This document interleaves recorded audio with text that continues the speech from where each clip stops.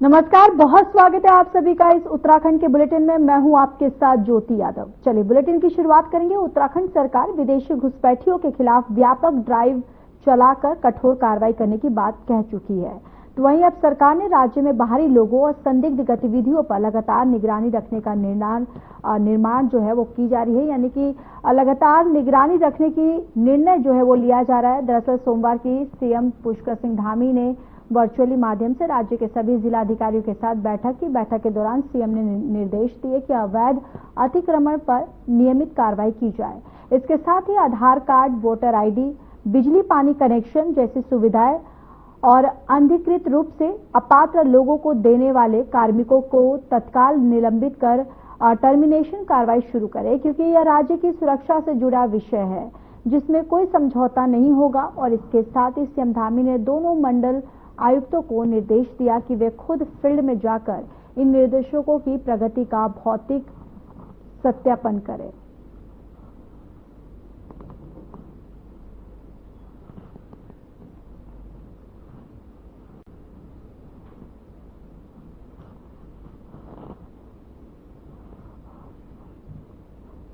तो वहीं सीएम आवास स्थित सोमवार को मुख्य सेवक संसद गांव से ग्लोबल तक होम स्टे आयोजित किया गया। इस संवाद में प्रदेश के होम स्टे कारोबार से जुड़े लोग पहुंचे और सीएम धामी ने होम स्टे संचालकों को राज्य का ब्रांड एम्बेसडर बताया है और ये लोग राज्य की सांस्कृतिक विरासत को आगे बढ़ाने का काम कर रहे हैं। अब समय आ गया है कि गांव की इस पहचान को गांव से ग्लोबल तक पहुंचाया जाए। सीएम धामी ने कहा कि सरकार ने होम स्टे को तेजी से बढ़ावा दिया है।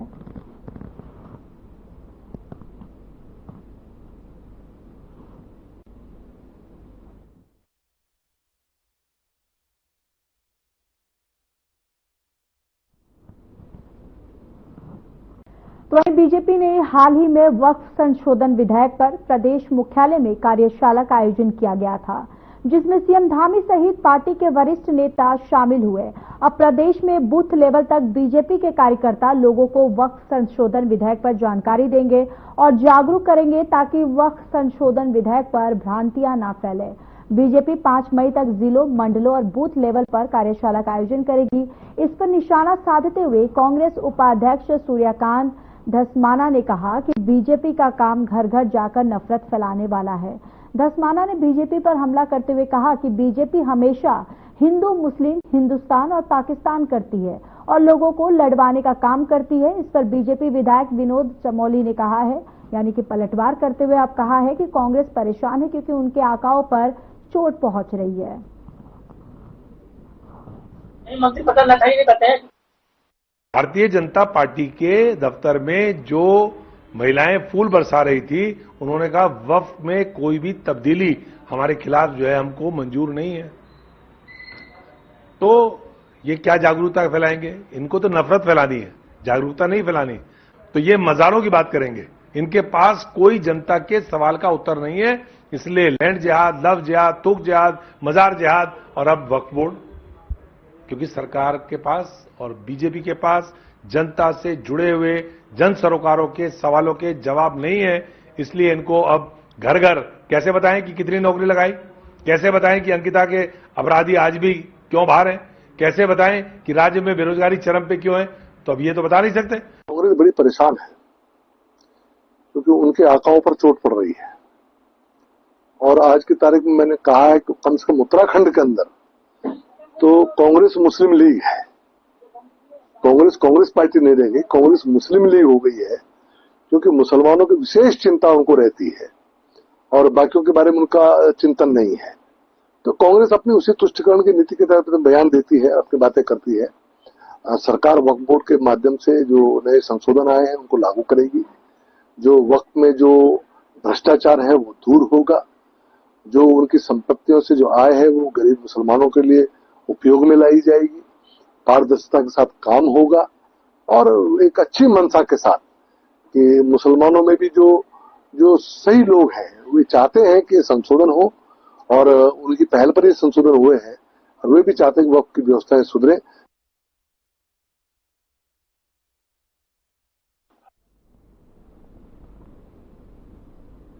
चलिए खबरों में आगे बढ़ते हैं। उत्तराखंड के सीएम पुष्कर सिंह धामी ने कहा कि बिना धार्मिक छेड़छाड़ किए वक्फ की एक एक इंच भूमि की जांच और देखभाल की जाएगी। वक्फ संशोधन से सरकार इसका उपयोग गरीब, पसमानदा भाइयों और मुस्लिम बहनों के कल्याण में करेगी। तो वहीं बीजेपी मुसलमान को वक्फ बोर्ड से होने वाले लाभ को बता रही है और कांग्रेस ने वक्फ बोर्ड संशोधन पर सवाल उठाया है। बतौर और वक्फ बोर्ड अध्यक्ष शादाब शम्स ने कहा है कि कांग्रेस प्रदेश में भ्रम फैला रही है।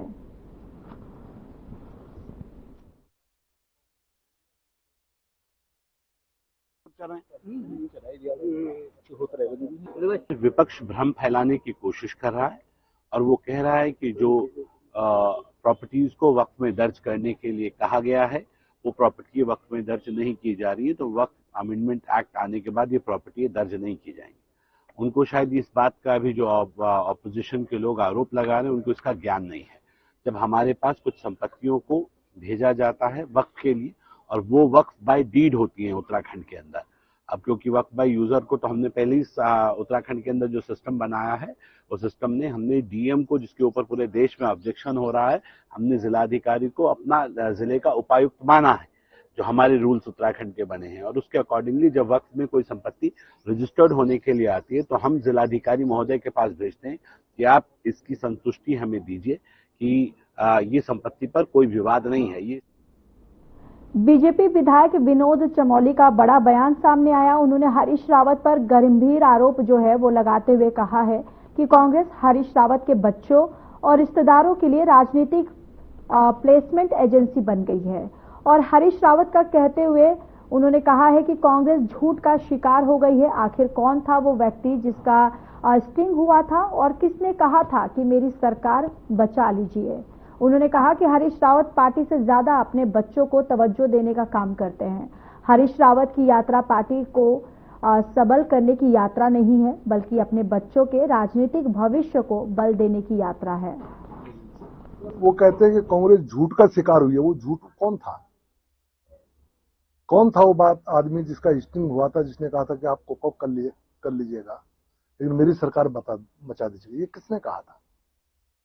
कौन था वो व्यक्ति जो अपने बच्चों के लिए कांग्रेस को प्लेसमेंट एजेंसी बना के बैठा हुआ है, जो अपने बच्चों का प्लेसमेंट ढूंढ रहा है, उसके लिए न्याय मांगने जा रहा है कि मेरे बच्चों को किस तरह से रास्ता मिल जाए, कांग्रेस को मिले ना मिले? कौन है वो आदमी? ये पूरी उत्तराखंड की जनता जानती है। उनकी यात्रा कोई यात्रा नहीं, पारिवारिक यात्रा है। अपने परिवार का प्लेसमेंट चाहते हैं, क्योंकि आप देखिएगा ना, दो जगह से खुद लड़ते हैं, कहीं से लड़की लड़ती है, कहीं से लड़का लड़ता है।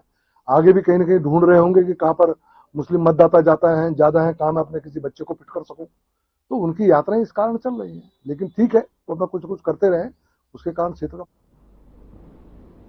30 अप्रैल से शुरू हो रही चारधाम यात्रा के लिए प्रदेश भर से यात्रा रूटों पर विशेषज्ञ डॉक्टरों को भी नियुक्त किया गया है और ऐसे में कोटद्वार के बेस अस्पताल से भी डॉक्टरों की यात्रा रूट पर ड्यूटी लगा जानी है। और आपको बताते चले कि जिसके कारण बेस अस्पताल की स्वास्थ्य सेवाओं पर असर पड़ना स्वाभाविक है। इसको देखते हुए कोटद्वार से विधायक और विधानसभा अध्यक्ष रितु खंडूड़ी भूषण का भी बयान सामने आया है।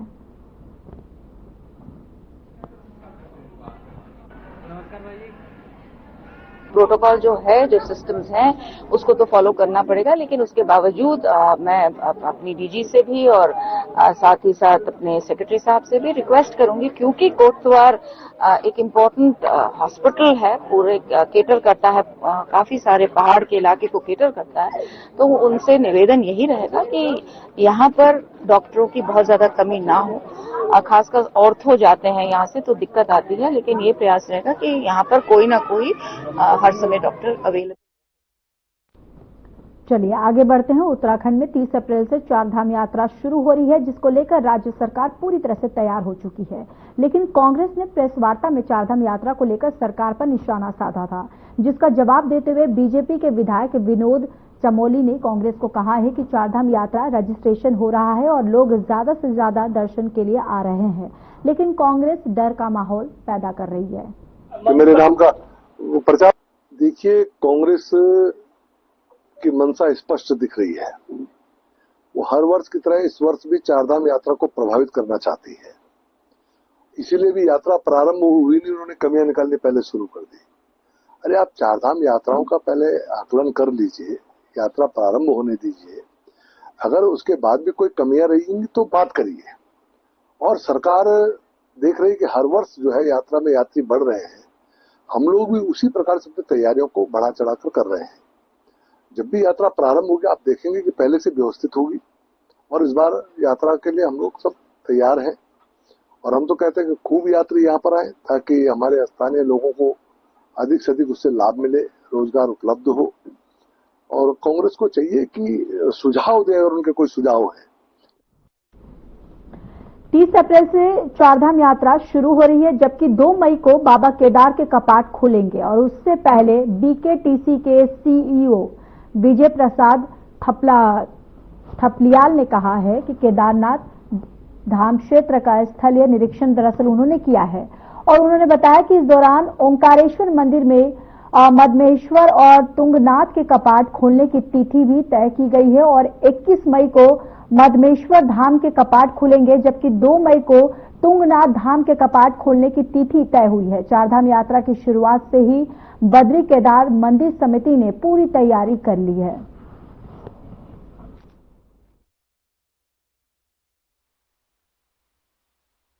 केदार घाटी में पूरा भ्रमण किया गया, और अभी हाल ही में हमने जो केदारनाथ के मुख्यमंत्री ओंकारेश्वर में जो कपाट खोलने की तिथि होती है मदमेश्वर और तुंगनाथ की, तो 21 मई को मदमेश्वर बाबा की और 2 मई को तुंगनाथ की जो कपाट है खुलने का निर्णय लिया गया है पंचपुरोहित और तीर्थपुरोहित और बीकेटीसी द्वारा। इसी के परिप्रेक्ष्य में मैंने देखा पूरे रास्ते बिल्कुल चाक चौबंद है, बढ़िया है, रास्ते में कोई ऐसी दिक्कत नहीं, लाइट बिजली पानी की व्यवस्थाएं बिल्कुल शासन और प्रशासन मुस्तैद है, और मुझे लगता नहीं कि किसी को दिक्कत आएगी, और अच्छे से श्रद्धालुओं को बहुत भव्य और दिव्य दर्शन होंगे।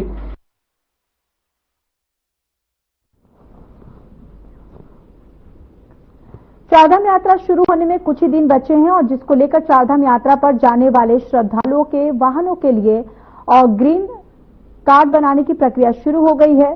तो वहीं देहरादून आरटीओ प्रवर्तन डॉक्टर अनीता चमोली ने अधिक जानकारी देते हुए बताया कि हमारे सभी कार्यालयों में ग्रीन कार्ड जारी किए जाते हैं। ग्रीन कार्ड से संबंधित यात्रियों को जो भी सुविधा देनी होती है वह सभी कार्यों में शुरू कर दी गई है।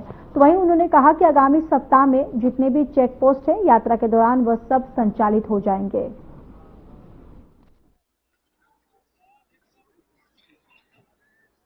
देखिए, कार्यालयों में हमारे सभी कार्यालयों में ग्रीन कार्ड जारी किए जाते हैं। तो ग्रीन कार्ड से रिलेटेड जो फैसिलिटीज और जो सुविधाएं हमें देनी है वाहन स्वामियों के लिए, वो हम अपने स्तर से सभी कार्यालयों में शुरू कर चुके हैं, और 11 तारीख से तो सभी कार्यालयों में ग्रीन कार्ड बनना शुरू भी हो गया है। इसके बाद आगामी सप्ताह में हमारे जितने भी चेक पोस्ट हैं यात्रा प्रारंभ होने से पूर्व वो भी संचालित हो जाएंगे। साथ ही जिन रूट्स पर हमें स्पेशली अगर प्रवर्तन दल लगाने हैं तो प्रवर्तन दलों की भी तैनाती कर दी जाएगी।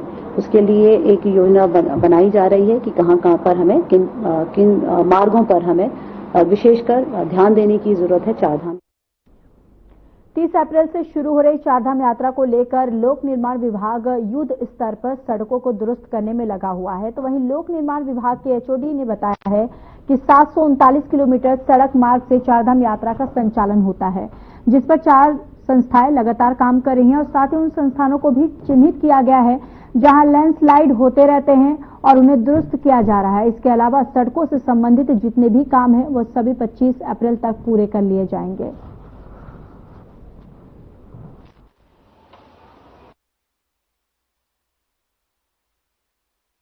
मई को बाबा केदारनाथ के कपाट खुलेंगे और 4 तारीख को बद्री विशाल के। तो अभी हमारी जो तैयारियां हैं, खासकर ये बताना चाहूंगा कि हमारे जो नेशनल हाईवेज हैं इन्हीं से हमारी यात्राएं चलती हैं। तो हमारी 739 किलोमीटर लेंथ है जो हमने आइडेंटिफाई करी, जो हमारी जिस पर हमारी यात्रा चलती है। इसमें NHIDCL, बोर्ड का एक PIU, BRO और NHPWD ये इसको देखते हैं। तो तैयारियां पूरी हैं। अभी जहां जहां पर NHIDCL के पार्ट्स पे जो 4-5 एक बटन लैक्स थे डिस्ट्रिक्ट चमोली में, पागल नाला है, नंदप्रयाग है, कमेड़ा है, तो वहां पर भी उन्होंने अपना कोई परमानेंट तो सॉल्यूशन अभी हो नहीं पाया है। वो लंबा एक लॉन्ग टर्म प्लान है, उसकी प्लानिंग है। बट इन द मीनवाइल उन्होंने सड़क को इतना चौड़ा, सचिव महोदय ने भी एक आदेश दिए थे कि आप सड़क को इतना चौड़ा कर दें कि वहां से 2 गाड़ियां निकल जाएं। वो भी उनकी तैयारी पूरी चल रही है, और 25 अप्रैल तक उन्होंने कहा है कि हम सारी सड़कें पूरी कर प्रदेश के जंगलों में अभी तक वन अग्नि की 70 घटनाएं हो चुकी हैं और इनमें गढ़वाल मंडल में सबसे ज्यादा 40 घटनाएं हुई हैं। इसे लेकर कांग्रेस प्रदेश अध्यक्ष करण माहरा ने सरकार पर हमला बोला। माहरा ने कहा कि राज्य सरकार हर साल बड़े बड़े दावे वन अग्नि को लेकर करती है, लेकिन हर साल उत्तराखंड की वन संपदा को बेहद अधिक नुकसान पहुंचता है। फायर वॉचर की तैनाती भी सरकार ने जंगलों में करने की बात कही थी, लेकिन फायर वॉचर भी आग बुझाने में सक्षम नजर नहीं आ रहे हैं। अग्नि में कई चीजें ऐसी जिसमें बीजेपी के भी कई विधायकों ने कहा, मैंने स्वयं इस बात को कहा कि कंजर्वेशन ऑफ एक्ट जो है उसमें परिवर्तन की आवश्यकता है। उस समय की जरूरतों को समझते हुए 78-79 में इसको लागू किया गया और आज की आवश्यकताएं डिफर है। आज लोग गैस पे बहुत ज्यादा डिपेंडेंट हैं, जंगलों में नहीं जा रहे, लेकिन जंगलों का प्रबंधन होना चाहिए। और पुरानी सरकारों ने फायर वॉचर्स रखे थे, वो टेम्परेरी पोस्ट होती थी, इसको 3 महीने या 4 महीने के लिए निवासी जो आसपास के निवासी हैं उनको फायर वॉचर के रूप में जाता था, उनको एक कुछ फंड पैसा भी मिल जाता था और वो जंगलों को बचाते थे। दूसरा जो सबसे बड़ा कारण है जंगलों के जलने का, जो लोगों का एक जुड़ाव था जंगलात से, वहां से लकड़ी उनको मिलती थी, जलावन की लकड़ी मिलती थी, उनको घर बनाने के लिए सहतीर दिए जाते थे, अलॉट होते थे, वो उसमें बहुत भारी कमी आई है। मुख्य सचिव आनंद बर्धनजन की अध्यक्षता में सचिवालय में मुख्यमंत्री की घोषणाओं के संबंध में बैठक आयोजित हुई। बैठक के दौरान मुख्य सचिव ने पेयजल विभाग, ग्राम्य विकास, स्वास्थ्य, वन, समाज कल्याण और खेल विभाग के अंतर्गत घोषणाओं की स्थिति की जानकारी दी। साथ ही सभी विभागों की घोषणाओं के पूर्ण किए जाने में देरी न किए जाने के लिए दिशा निर्देश दिए। मुख्य सचिव ने अधिकारियों को निर्देश दिए कि सभी विभागों द्वारा सीएम घोषणाओं से संबंधित योजनाओं की जानकारी पोर्टल पर जल्द अपडेट की जाए और साथ ही मुख्यमंत्री घोषणा सेल को भी जानकारी उपलब्ध कराई जाए। उन्होंने कहा कि मुख्यमंत्री घोषणाओं की गंभीरता से लेते हुए प्रस्ताव जल्द तैयार किए जाए।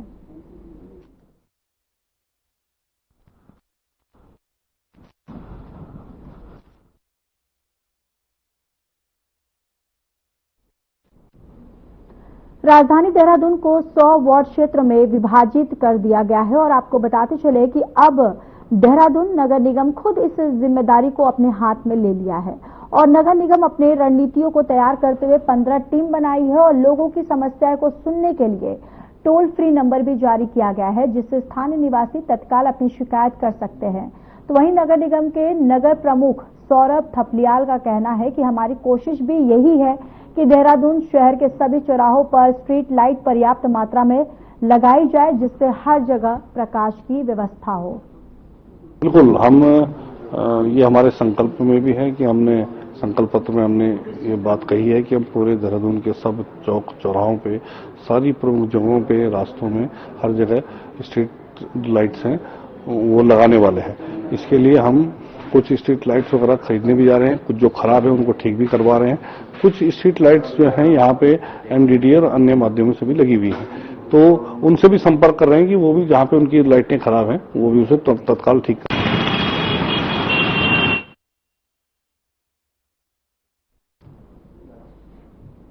गदरपुर के महतोश मोड़ बाजार में हुई अचानक फायरिंग के बाद क्षेत्र में हड़कंप मच गया। एक युवक ने 2 युवकों पर तमंचे से गोली चला दी। पीड़ित नरेंद्र सिंह ने बताया है कि वह उत्तर प्रदेश के बरखेड़ा गांव का रहने वाला है। वो अपने एक परिचित के साथ सुबह गदरपुर की तरफ आ रहा था, तभी उनके ही गांव का एक युवक उनका पीछा करते हुए आया और महतोश मोड़ बाजार पर रुकते ही दोनों पर फायरिंग कर दी। मामला पुरानी रंजिश का बताया जा रहा है। गनीमत रही कि दोनों लोग सुरक्षित हैं। गोली की आवाज सुनकर आसपास के लोगों को आता देख आरोपी मौके से फरार हो गया। इसके बाद नरेंद्र सिंह ने घटना की जानकारी पुलिस को दी।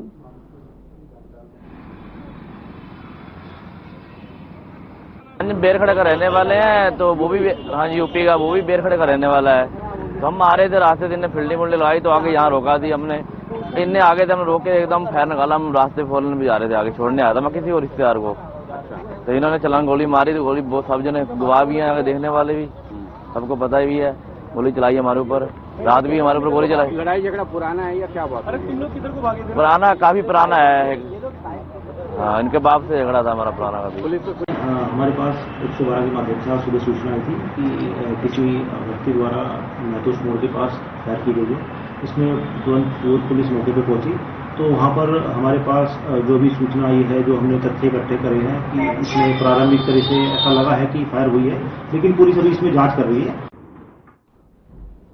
प्रदेश में बढ़ते साइबर अपराध को लेकर डीजीपी दीपम सेठ का बयान सामने आया। उन्होंने कहा कि साइबर क्राइम एक ऐसा क्राइम है जिसके ग्राफ में बढ़ोतरी हुई है।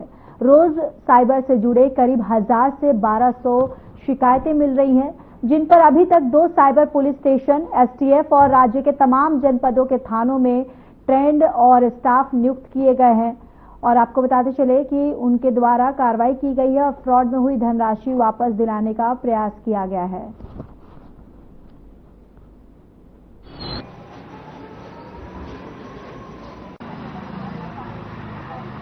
देखिए, साइबर क्राइम एक बॉर्डरलेस क्राइम है जो पिछले कुछ समय में उसमें एक्सपोनेंशियल इंक्रीज हुई।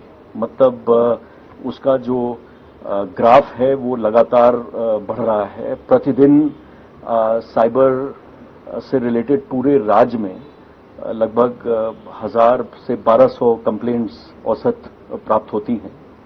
इन पर जो हमारा मैकेनिज्म है, जो हमारे 2 साइबर पुलिस स्टेशंस हैं और जो हमारी एसटीएफ है, प्लस जो राज्य के जनपद हैं, उनके जो थानों में जो ट्रेंड जो हमारे साइबर क्राइम को डील करने के लिए जो ट्रेंड स्टाफ है, उनके द्वारा लगातार इस संबंध में जो पोर्टल्स हैं, जो हमारे सर्विस प्रोवाइडर्स हैं, गेटवेज हैं, पेमेंट गेटवेज हैं, बैंक्स हैं, उनके साथ समन्वय कर बहुत अधिक संख्या में जो ऐसे मामलों का अनावरण किया है, अभियुक्त गिरफ्तार किए गए हैं।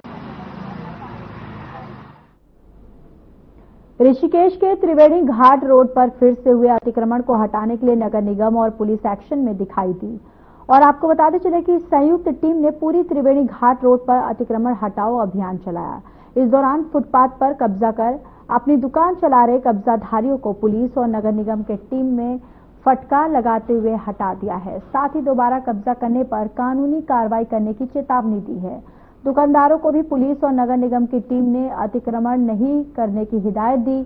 अभियान के दौरान मौजूद त्रिवेणी घाट चौकी प्रभारी विनेश कुमार और सफाई निरीक्षक अभिषेक मल्होत्रा ने बताया है कि अतिक्रमण हटाने की वीडियोग्राफी भी की गई है, जो उनके पास सुरक्षित है। जल्द ही अन्य मार्गों पर भी अतिक्रमण हटाने की कार्रवाई की जाएगी।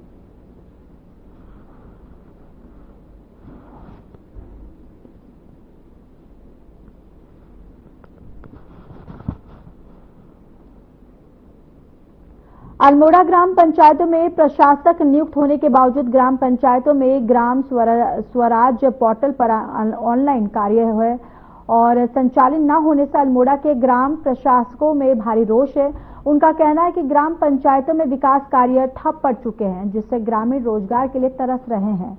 इसी क्रम में द्वारहाट ब्लॉक मुख्यालय में प्रशासकों ने बताया कि द्वारहाट ब्लॉक के बहुत से ग्राम पंचायतों में वित्तीय वर्ष 2025 से 26 की खुली बैठकें तक नहीं हुई है, जिससे वर्ष 2025 से 26 की कार्य योजना नहीं बनी है। ऐसे में कैसे ग्रामीण अंचलों का विकास होगा, ये सोचने लायक बात है।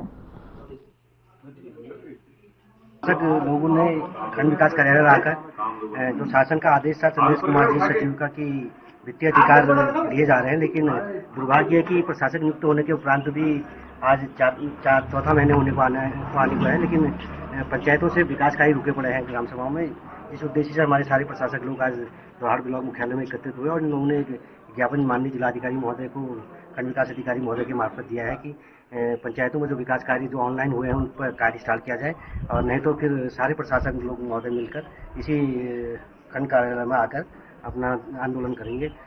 इसीलिए सभी लोग यहाँ पर आए हैं। जैसा कि सरकार ने जो है उत्तराखंड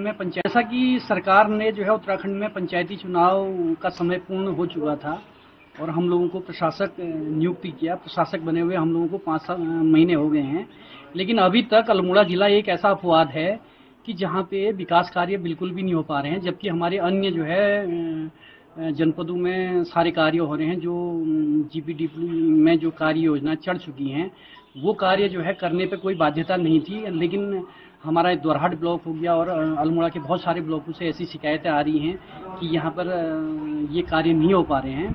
तो इसको लेके आज हमने पुनः जिलाधिकारी जी को ये ज्ञापन दिया हुआ है कि भाई अगर आपको कार्य नहीं करवाने हैं तो फिर आप समय पे चुनाव करवा दीजिए।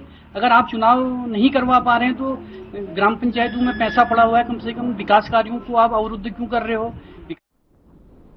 उत्तराखंड में मलिन बस्तियों पर लगातार राजनीति होती रही है और हाल ही में देहरादून की रिस्पना नदी के किनारे बने घरों को लाल मार्क से चिन्हित किया गया है, जिस पर हरीश रावत ने सरकार पर हमला बोला और सरकार को गरीब विरोधी बताया। इस बयान पर पलटवार करते हुए उत्तराखंड बीजेपी की प्रवक्ता हनी पाठक ने कहा कि बीजेपी सरकार ने हमेशा गरीबों के उत्थान के लिए काम किया है। सरकार ने मलिन बस्तियों को बचाने के लिए कोर्ट का दरवाजा भी खटखटाया। सरकार के कामों को लेकर कांग्रेस हमेशा भ्रम फैलाती रही है। देखिए, हमारी ही सरकार ने उन बस्तियों के बारे में सोचते हुए 2027 तक उसको बढ़ाने का और उनको रहने का प्रावधान लागू किया। हमारी सरकार निरंतर इस तरीके का कार्य करती चली आ रही है और एनजीटी के आदेश के अनुसार ही जो कार्य हो रहा है।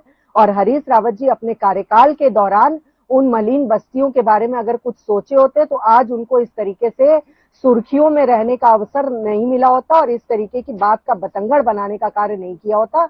जो भी कार्य हो रहा है एनजीटी के आदेश से हो रहा है, उसके बावजूद हमारी सरकार ने प्रावधान लाया है कि 2027 तक इन बस्तियों को बिल्कुल भी हाथ नहीं लगाया जाएगा। और आने वाले समय में जनपद नैनीताल में नकली शराब के अवैध धंधे पर बड़ी कार्रवाई करते हुए कोतवाली, हल्द्वानी और एसओजी टीम ने संयुक्त रूप से 2 तस्करों को गिरफ्तार किया। सीएम धामी के ड्रग्स फ्री देवभूमि मिशन 2025 को सफल बनाने की दिशा में यह कार्रवाई एक अहम कदम मानी जा रही है। एसएसपी नैनीताल ने इस सफलता के लिए पुलिस टीम को 2500 रुपए का नगद इनाम देकर सम्मानित किया। पुलिस ने आमजन से अपील की है कि किसी भी संदिग्ध गतिविधियां सूचना तुरंत दे ताकि समाज को नशा मुक्त बनाया जा सके। हमारी जो नैनीताल जिले की एसओजी टीम है और हल्द्वानी थाने की जो भी टीम है, इन्होंने बहुत अच्छी कार्रवाई करी है। इसमें सूचना थी हमारे पास कि राजपुरा क्षेत्र में स्कूटी के माध्यम से नकली शराब जो है वो बेची जा रही है। तो इसमें इसको ट्रेस किया गया, इसके रूट को। तो पंचायत घर स्थित जहाँ पे ये कार्रवाई हो रही थी उस जगह पे दबिश दी गई और इसमें 40 लीटर जो नकली शराब है, 20 लीटर स्प्रिट और अन्य उपकरण, इसके साथ साथ आबकारी विभाग की जो भी स्टिकर्स वगैरह हैं, सील्स हैं, वो सारे बरामद किए गए हैं। इसमें जो भी इनके लिंकेजेस थे उनको भी चेक किया जा रहा है, क्योंकि उसकी भी तस्दीक कर लिया गया है। बहुत जल्द दबिश देके उन पर भी कार्रवाई की जाएगी। 2 अभियुक्तों की गिरफ्तारी भी की गई है। अभी इस चीज को थोड़ा और डीप डाइव किया जा रहा है, चेक करा जा रहा है। राजपुरा क्षेत्र में तो करते ही थे, अन्य किन किन जगहों में करते थे, इस चीज को चेक किया जा रहा है। इसके साथ साथ इनका आपराधिक इतिहास जो है उसे भी चेक किया जा रहा है। देखिए, उसमें स्टिकर्स वगैरह जो है वो आबकारी विभाग के फर्जी स्टिकर्स वगैरह। चलिए, इस बुलेटिन में इतना ही। बाकी देश और दुनिया की तमाम बड़ी खबरों के लिए जुड़े रहिए हमारे साथ। नमस्कार।